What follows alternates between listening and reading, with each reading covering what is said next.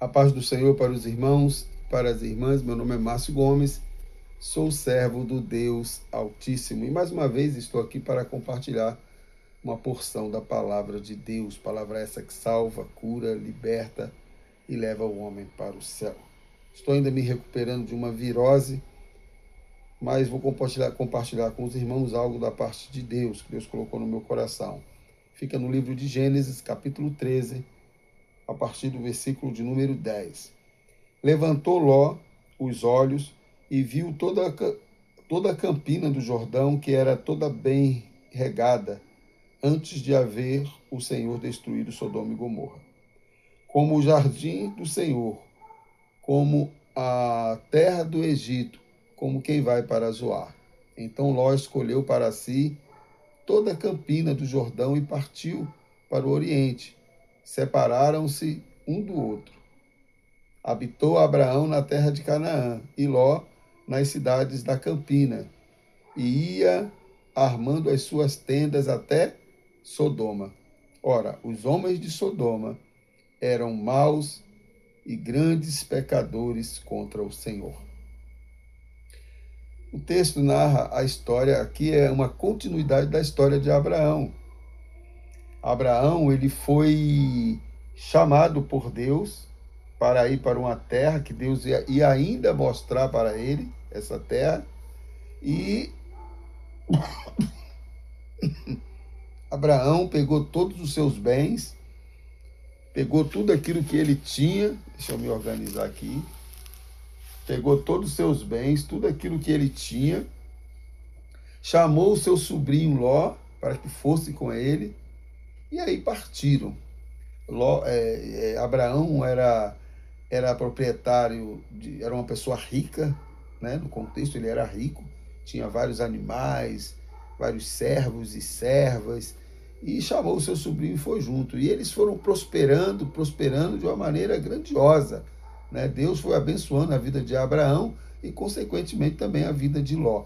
Mas chegou um momento que eles eram tão ricos, né? Propriedades tão grandes, eles eram basicamente agricultores, né? E trabalhavam também com pecuária, né? Com animais. Então fica inviável, né? Os dois estarem muito próximos, porque acaba se confundindo aí também as propriedades, que aí foi o motivo da discussão entre um servo de Abraão e um servo de Ló.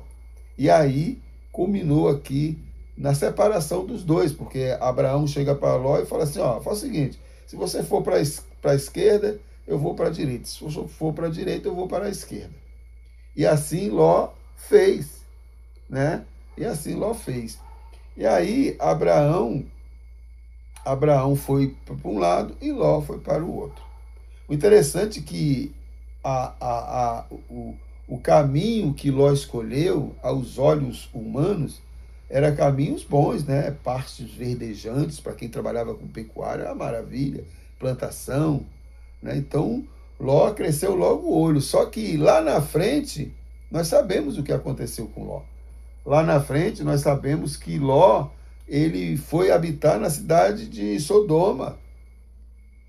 Eram duas cidades, Sodoma e Gomorra, cidade totalmente idólatra, totalmente vivendo numa idolatria terrível, num distanciamento de Deus terrível, ao ponto de Deus enviar anjos lá para resgatar Ló.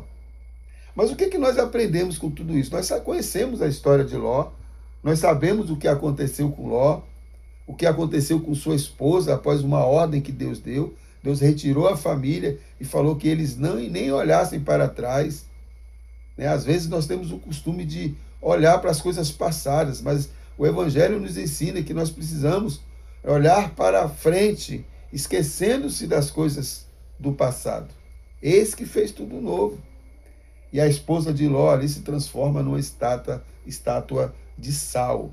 Mas o que nós aprendemos, meu irmão, minha irmã, com a história, esse texto aqui no capítulo 3 de Gênesis? É que os nossos olhos, o nosso coração é enganoso.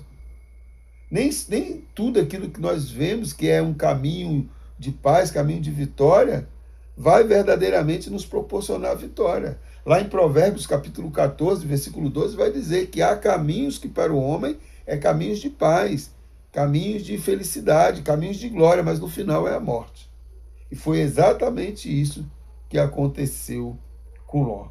Nós precisamos, meu irmão, minha irmã, tomar cuidado com as nossas escolhas, tomar muito cuidado com os nossos olhos, porque lá em Jeremias, capítulo de número 17, se não me engano, vai dizer que enganoso é o coração do homem mais do que todas as coisas. Então, cuidado com as suas escolhas. Isso serve para mim também, Márcio, cuidado com as suas escolhas, porque tem coisas que aos nossos olhos são bons, mas Deus, a quem tudo vê, Deus que sonda os corações, que conhece o presente, o passado e o futuro, Ele sabe o que é melhor para mim e para você. E os nossos olhos são falíveis, mas os olhos de Deus são infalíveis. Por isso, meu irmão, minha irmã, entrega a sua vida nas mãos do Senhor, confia nele e o mais Ele fará. Não se deixe guiar pelos seus olhos, pelas suas vontades, pelas suas escolhas. Coloque os seus desejos, as suas escolhas na presença do Senhor e peça para Ele te direcionar para que você possa tomar a melhor decisão possível.